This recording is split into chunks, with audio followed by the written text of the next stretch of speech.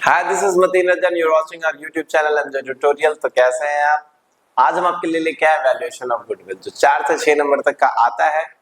बिना किसी बकवास के साथ हम स्टार्ट करते हैं वैल्यूएशन ऑफ गुडविल के सीधे फॉर्मूले। गुडविल क्या होता है ये सब सबको पता है, मैं नहीं बताने वाला। चलिए स्टार्ट करते हैं फॉर्मूला। गुडविल जो है आपका 3 फॉर्मूले के साथ निकाला जाता है कि एवरेज प्रॉफिट, सुपर प्रॉफिट और कैपिटलाइजेशन। सबसे पहले एवरेज प्रॉफिट मेथड। क्या होती है average profit method? Average profit method से गुडविल निकालने का फॉर्मूला होता है goodwill is equal to average profit into purchase of year. तो goodwill is equal to average profit into purchase of year. Average profit कैसे निकालना है? आपके सामने कुछ साल के प्रॉफिट दिए होंगे, जैसे फर्स्ट ईयर में आपने कमाया 30,000, फिर 40,000, फिर 50,000। तो तीनों को आप जोड़ोगे, sum of all year divided by number of year. इन तीनों साल के प्रॉफिट को जोड़ लो और उतने ही ईयर से डिवाइड कर दो। 3 साल का है तो 3 साल से, 4 साल का है तो 4 साल से। अगर बीच में लॉस हुआ तो क्या उसे भी जोड़ेंगे? हाँ जोड़ेंगे, उसे माइनस कर देंगे। ये मल्टीप्लाई बाय 2 क्या किया है आपने? तो मल्टीप्लाई बाय 2 जो है ये होता है परचेस ऑफ ईयर। ये परचेस ऑफ ईयर क्या होता है ये क्वेश्चन में दिए रहेगा। परचेस ऑफ ईयर का मतलब होता है इसका फायदा आपको कब तक मिलेगा। गुडविल का मतलब क्या होता है बता ही देता हूँ थोड़ा सा। गुडविल का मतलब होता है यार, जब आप किसी ऐसी एसेट के लिए पे कर रहे हो जो एक्चुअली में दिखती ही नहीं, इंटेंजिबल एसेट है। आपने किसी का बिजनेस खरीदा, उसने बोला मेरे बिजनेस का आप मेरे को 20 लाख रुपए दे दो। आपने जब देखा यार बिल्डिंग तो 10 लाख की और बाकी सारी एसेट 2 लाख की है, तो ये 8 लाख एक्स्ट्रा किस चीज का मांग रहा है? तो उसने बोला 8 लाख जो है मैं किस चीज का मांग रहा हूँ? गुडविल का। हमने बोला गुडविल का मतलब क्या? तो बोला गुडविल का मतलब मेरा नाम। जब आप ये बिजनेस खरीदोगे तो इसके साथ साथ मेरा नाम भी ले लोगे और मेरे जो कस्टमर्स थे वो भी आपके हो जाएंगे। तो आपको शुरू से स्ट्रगल नहीं करना पड़ेगा, आपको इसका बेनिफिट मिलता रहेगा।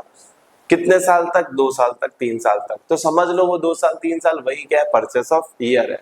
तो ये परचेस ऑफ ईयर पहले ही म्यूचुअली डिसाइड हो जाता है कि इसका जो भी आपका एवरेज प्रॉफिट निकलेगा पिछले, हम कैसे मान ले कि हमको प्रॉफिट होगा? क्योंकि यार जिस दुकानदार को खुद ही प्रॉफिट ना होता, मान लो आपको मेरी कोचिंग खरीदनी है और मैं बोल रहा हूँ मेरे को 4 लाख गुडविल का अलग से चाहिए, तो तुम कैसे मान लोगे कि मेरी वजह से आपको प्रॉफिट होगा? मतलब आपको भी कस्टमर मिलेंगे। तो आप मेरे पिछले 3-4 साल का प्रॉफिट देखना चाहोगे?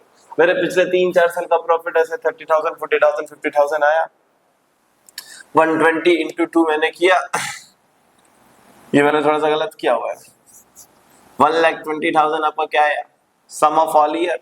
इसको डिवाइडेड बाय 3 करूंगा, आएगा कितना? 40,000। अब ये 40,000 जो एवरेज प्रॉफिट है, यानी ऑन एन एवरेज में 40,000 रुपए कमाता हूं। मैं कमाता हूं तो आप भी कमाओगे, क्योंकि मेरे ही नाम से आप ये कोचिंग चला रहे हो। और इसका बेनिफिट आपको कब तक मिलेगा? 2 साल तक। इसी को बोलते हैं परचेस ऑफ ईयर। यार क्वेश्चन में दिए रहेगा या 2 ईयर दिए रहेगा या 3 ईयर या 2.5 ईयर, जो भी दिए रहेगा आपको इसको मल्टीप्लाई कर देना है। तो sum of all year divided by number of year, इससे आ जाएगा आपका एवरेज प्रॉफिट और इसको आप मल्टीप्लाई कर दो परचेस ऑफ ईयर से, आपकी आ जाएगी गुडविल। एवरेज प्रॉफिट बड़ा आसान है, नहीं इतना आसान नहीं है। कभी कभी इसमें कुछ दिए रहते हैं एडजस्टमेंट। एडजस्टमेंट को कैसे सॉल्व करना है आइए मैं बता रहा हूँ। जैसे लिखा हुआ है फर्स्ट ईयर का प्रॉफिट 40,000 है, सेकंड ईयर का 50,000 है, थर्ड ईयर का 10,000 है, फोर्थ ईयर का 20,000 है और फिफ्थ ईयर का 30,000 है। अब इसमें कुछ ना कुछ एडिशनल इन्फॉर्मेशन लिखे रहते हैं। जैसे फर्स्ट ईयर का जो प्रॉफिट है ना, उसमें इंक्लूड है 10,000 का profit from sale of land.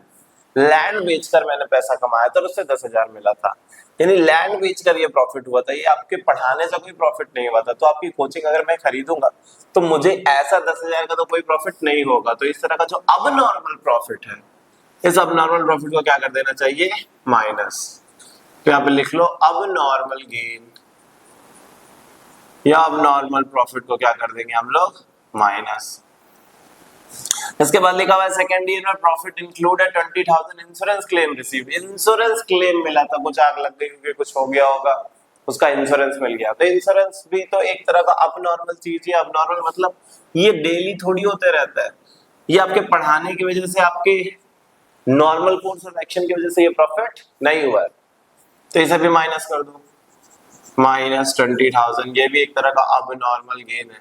तो आपको समझ में आ गया होगा कि अब नॉर्मल गेन को क्या कर देना है? माइनस कर देना है। व्हाई? क्योंकि हमें सही प्रॉफिट निकालना है। अभी कोई दिखा देगा पिछले साल 30,000 का प्रॉफिट हुआ था, इस साल 1 करोड़ का प्रॉफिट हुआ। क्यों? क्योंकि उसने बिल्डिंग ही बेच दी और उससे बहुत ज्यादा प्रॉफिट हो गया। बिल्डिंग उसने बेची है, आप उसकी गुडविल का पैसा क्यों दे रहे हो? क्योंकि वो अच्छा पढ़ाता है और उससे कस्टमर आपको मिलेंगे। तो पढ़ाई की वजह से जो प्रॉफिट हुआ है उसी को देखना चाहोगे आप। अब नॉर्मल वाले प्रॉफिट को आप देखना नहीं चाहोगे, इसलिए इसे माइनस कर देना है। इसी तरह से थर्ड ईयर में प्रॉफिट में इंक्लूड है 30,000 लॉस फ्रॉम फायर। अब ये लॉस भी जो है वो भी अब नॉर्मल है, तो अगर आपने अब नॉर्मल गेन को माइनस किया है तो अब नॉर्मल लॉस को आप क्या करोगे, प्लस। मतलब ये कि अगर लॉस हो रहा है, जो कि एक्चुअली में होता नहीं, हमेशा नहीं होता है। अब बोलोगे यार पिछले साल आपको बड़ा लॉस हो गया था, नहीं वो लॉस इसलिए होता क्योंकि आग लग गई थी, आग लग गई थी तो बहुत सारा सामान जल गया। मेरे मैनेजमेंट में, मेरी एफिशिएंसी में, मेरी सेलिंग में, मेरी मार्केटिंग में कोई कमी नहीं आई है, तो इस तरह के अब नॉर्मल लॉस को भी क्या कर दो, वापस से प्लस, जिससे ट्रू प्रॉफिट निकल सके। तो अब नॉर्मल गेन को कर देना है आपको क्या, माइनस, और अब नॉर्मल लॉस को क्या कर देना है, प्लस। फिर लिखा फोर्थ ईयर में प्रॉफिट में 10,000, क्लोजिंग स्टॉक ओवर वैल्यूड था, क्लोजिंग स्टॉक ओवर वैल्यूड था। कोई याद होगा पिछले साल ट्रेडिंग अकाउंट बनाते थे, तो ट्रेडिंग अकाउंट में क्लोजिंग स्टॉक लिखते थे, इधर क्लोजिंग स्टॉक ज्यादा होने से क्या होगा, प्रॉफिट होगा। तो ये भी एक तरह का अब नॉर्मल प्रॉफिट है, तो इसे भी क्या करना पड़ेगा, माइनस। अब नॉर्मल गेन है ये भी, तो इसे भी माइनस करना पड़ेगा। क्लोजिंग स्टॉक ओवर वैल्यूड अब नॉर्मल गेन है, तो क्लोजिंग स्टॉक अंडर वैल्यूड क्या होगा, अंडर वैल्यूड हो जाएगा अब नॉर्मल प्रॉफिट। जब लोग लिख लेंगे अभी कि कौन कौन सा प्रॉफिट और कौन कौन सा लॉस हो सकता है। इसके बाद लिखा हुआ है तुम्हारा, अच्छा ये जो क्लोजिंग स्टॉक ओवर वैल्यूड है, पिछले साल का क्लोजिंग स्टॉक जो ओवर वैल्यूड था, इधर अब नॉर्मल गेन हुआ, तो पिछले साल का क्लोजिंग स्टॉक अगले साल का क्या बन जाता है, ओपनिंग स्टॉक। अब क्लोजिंग स्टॉक ओवर वैल्यूड था तो ओपनिंग स्टॉक भी ओवर वैल्यूड होगा, और ओपनिंग स्टॉक ओवर वैल्यूड होगा तो अगले साल भी वो क्या हो जाएगा, प्लस 10,000, क्योंकि अब नॉर्मल लॉस हो जाएगा। अब नॉर्मल लॉस यानी क्लोजिंग स्टॉक अगर किसी ईयर में आ रहा है ओवर वैल्यूड है तो उस साल माइनस होगा, बट अगले साल वो क्या हो जाएगा, प्लस हो जाएगा। अगर अंडर वैल्यूड है तो उस साल प्लस होगा, अगले साल माइनस हो जाएगा। आप लिख लोगे अलग से, क्लोजिंग स्टॉक ओवर वैल्यूड होता है माइनस, और क्लोजिंग स्टॉक अंडर वैल्यूड होता है प्लस। और क्लोजिंग से जब वो अगले साल ओपनिंग बनता है, क्लोजिंग है तो अगले साल ओपनिंग बनेगा ही बनेगा, और ओपनिंग स्टॉक अगर ओवर वैल्यूड होगा तो उससे नुकसान होगा, और नुकसान होगा तो अब नॉर्मल लॉस होगा, और लॉस होगा तो वो क्या होगा, प्लस। और क्लोजिंग स्टॉक अंडर वैल्यूड है तो ओपनिंग स्टॉक भी क्या होगा, अंडर वैल्यूड, और वो क्या हो जाएगा आपका, माइनस।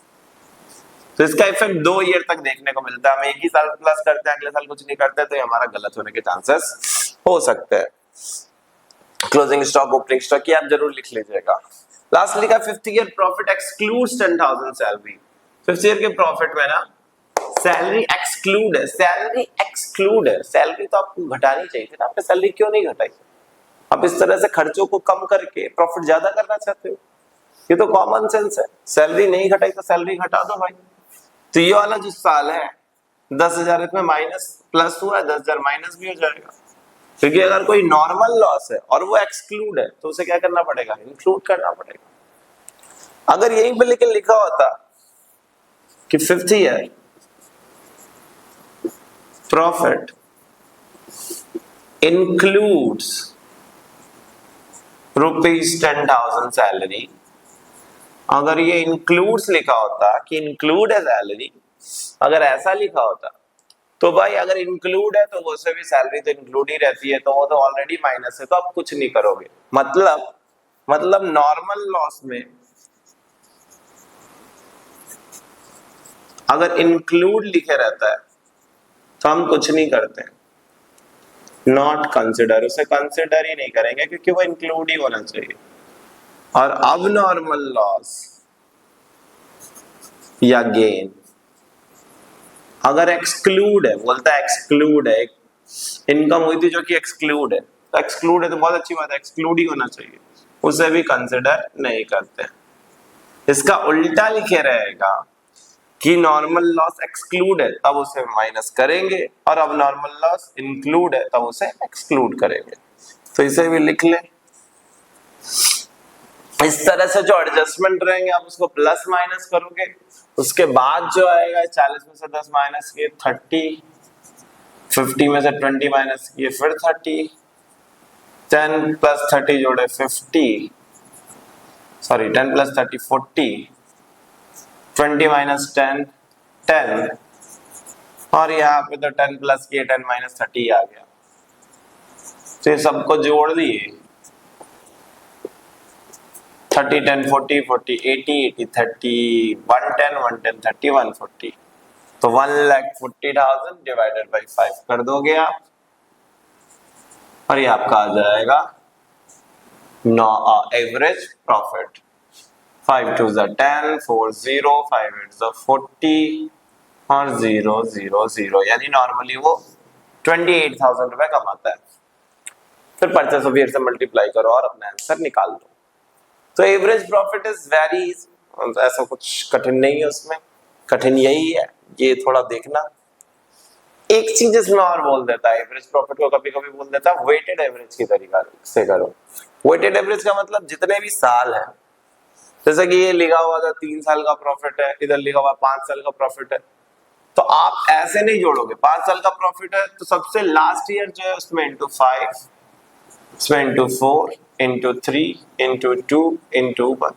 अगर 3 साल का प्रॉफिट है 30,000, 40,000, 50,000 ऐसा लिखा हुआ था, तो इंटू 3, इंटू 2, इंटू 1, ऐसे डिसेंडिंग और असेंडिंग ऑर्डर में इंटू 1 2 3 4 5 ऊपर से देखा जाए तो वैसे करंट ईयर को सबसे ज्यादा वैल्यू देंगे, उसके बाद कम कम कम कम करते जाएंगे। करंट ईयर को सबसे ज्यादा वैल्यू देंगे, 5 ईयर है तो 5 से स्टार्ट करेंगे, 3 ईयर तो 3 से स्टार्ट करेंगे। ये मल्टीप्लाई करने के बाद जो आंसर आएगा 30,000 इंटू 30, 40 इंटू 2 80, 50 इंटू 3 150, उन सबको जोड़ेंगे 80 30 110, 110 और 150 हो गया 160, 260 260 और 260, और लोग कभी कभी डिवाइडेड बाई 3 कर देते, नहीं इनके वेट से डिवाइड किया जाता है, तो 1 2 3 3 6 इनके वेट से डिवाइड करना है आपको।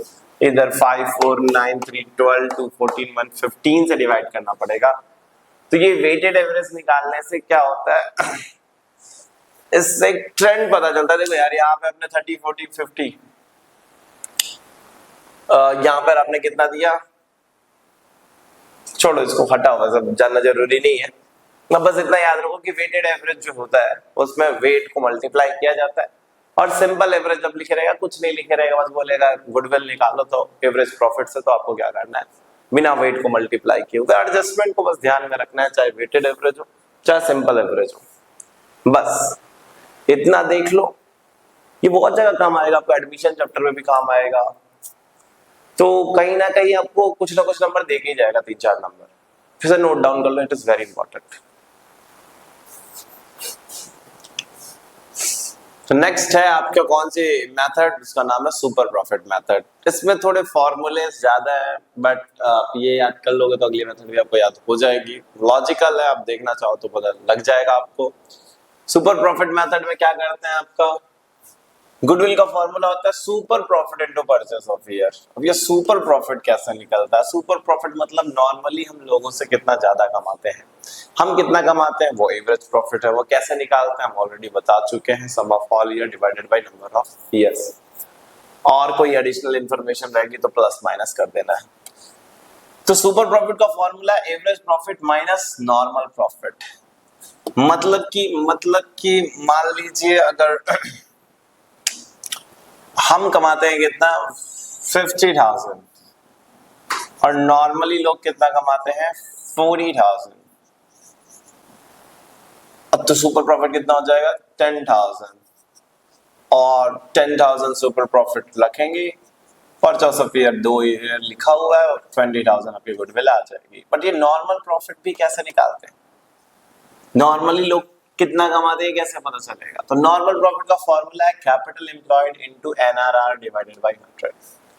एनआरआर मतलब नॉर्मल रेट ऑफ रिटर्न, मतलब कि नॉर्मली अगर लोग 4 लाख रुपए लगाएंगे, कैपिटल एम्प्लॉयड क्वेश्चन में दिए रहेगा और 10% के हिसाब से रिटर्न मिलता है, तो 4 लाख इंटू 10 डिवाइडेड बाई 100 ये कितना आ जाएगा, ये आ जाएगा 40,000।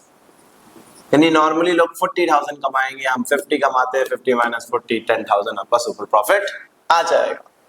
और मान लीजिए अगर कैपिटल एम्प्लॉयड भी नहीं दिया हुआ है तो कैपिटल एम्प्लॉयड का फॉर्मूला होता है total asset minus outside liability, या फिर capital plus general reserve plus profit, profit नहीं भी लिखोगे तो भी चलेगा, कैपिटल प्लस जनरल रिजर्व।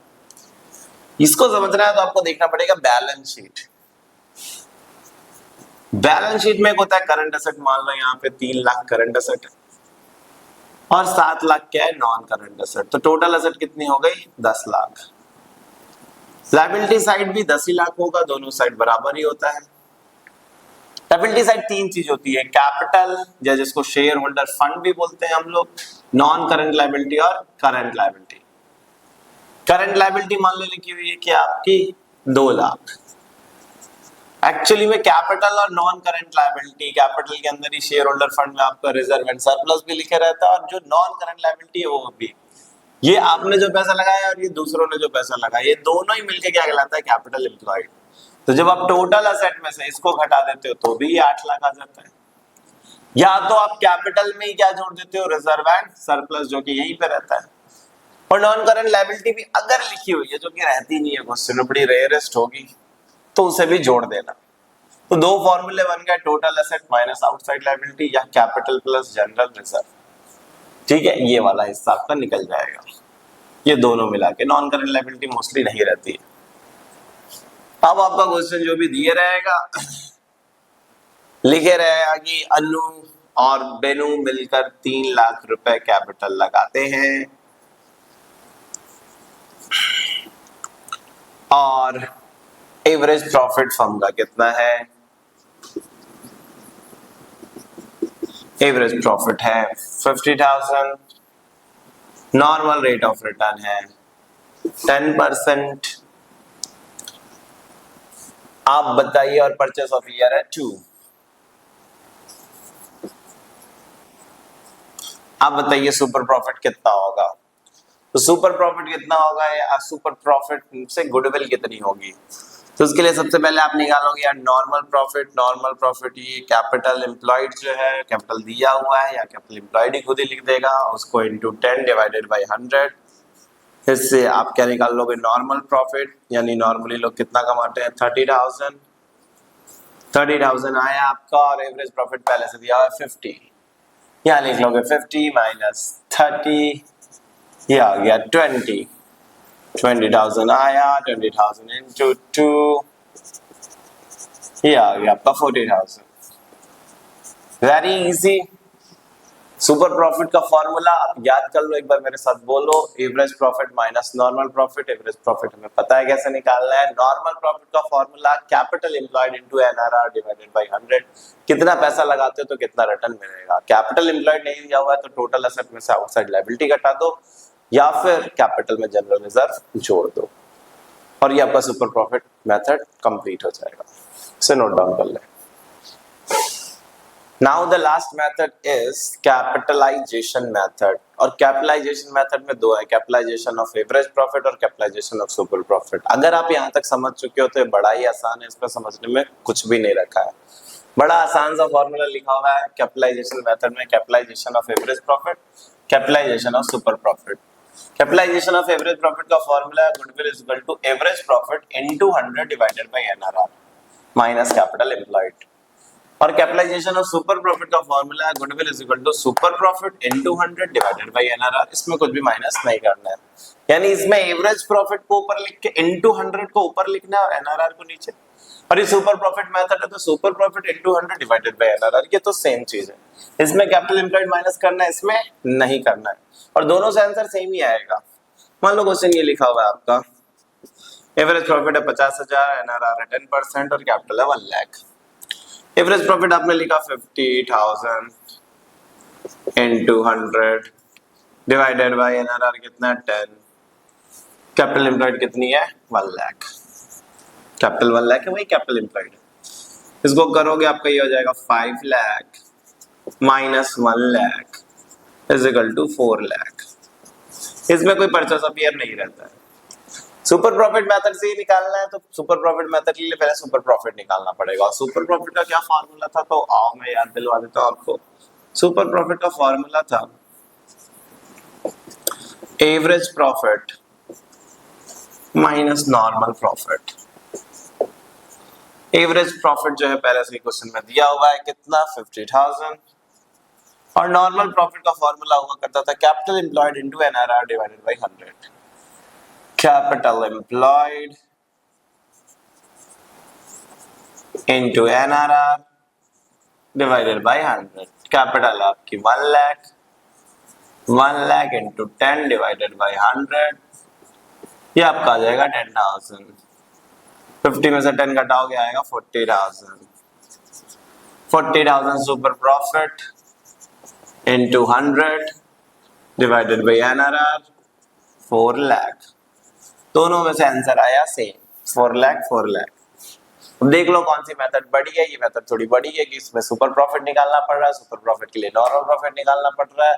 इसमें सब कुछ पहले से लिखा हुआ है, एवरेज प्रॉफिट लिखे ही रहता है, बिना एवरेज प्रॉफिट के तो नॉर्मल सुपर प्रॉफिट भी नहीं निकाल सकते। और कैपिटल लिखी हुई है, सब कुछ लिखा हुआ है, तो दैट इज इजी मेथड। बस आपसे बोलता है कैपिटलाइजेशन मेथड से निकालिए। अगर कैपिटलाइजेशन मेथड बोलता है तो कोई सा भी निकाल सकते हो, एवरेज प्रॉफिट से भी और नॉर्मल प्रॉफिट से। अगर कुछ नहीं बोलता है, अगर स्पेसिफिकली बोलता है कि कैपिटलाइजेशन ऑफ सुपर प्रॉफिट ही निकालो, तो ये निकालना पड़ेगा। और सुपर प्रॉफिट का फॉर्मूला आपको याद ही हो गया होगा पिछले वाले क्वेश्चन से, पिछले वाले लॉजिक से। एवरेज माइनस नॉर्मल, और नॉर्मल प्रॉफिट का formula capital employed into NRR divided by 100। ये फॉर्मूले हैं, आप एक बार अच्छे से रिवाइज कर लो। सबसे पहले एवरेज प्रॉफिट का formula sum of all year divided by number of year. उसमें गुडविल का formula average profit into purchase of year. Super profit में गुडविल का formula super profit into purchase of year. Super profit का formula average profit minus normal profit. Normal profit का formula capital employed into NRR divided by 100। Capital employed का formula total asset minus liability, minus outside liability या current liability, या फिर capital plus general reserve. Capitalisation method का formula average profit का average profit into 100 divided by NRR minus capital employed. Capitalisation of super profit का formula super profit into 100 divided by NRR. इसमें कुछ भी minus करने की जरूरत नहीं है। फॉर्मूला एक बार आप कॉपी में लिखो, नोट्स बना लो और देख के चले जाओ, 3-4 नंबर मिल जाएगा। आज के लेक्चर के लिए इतना ही। यहाँ तक वीडियो देखने के लिए थैंक यू। हमें इनकरेज करने के लिए चैनल को सब्सक्राइब करें और वीडियो को लाइक करें। Thank you very much. इसे नोट डाउन कर लो।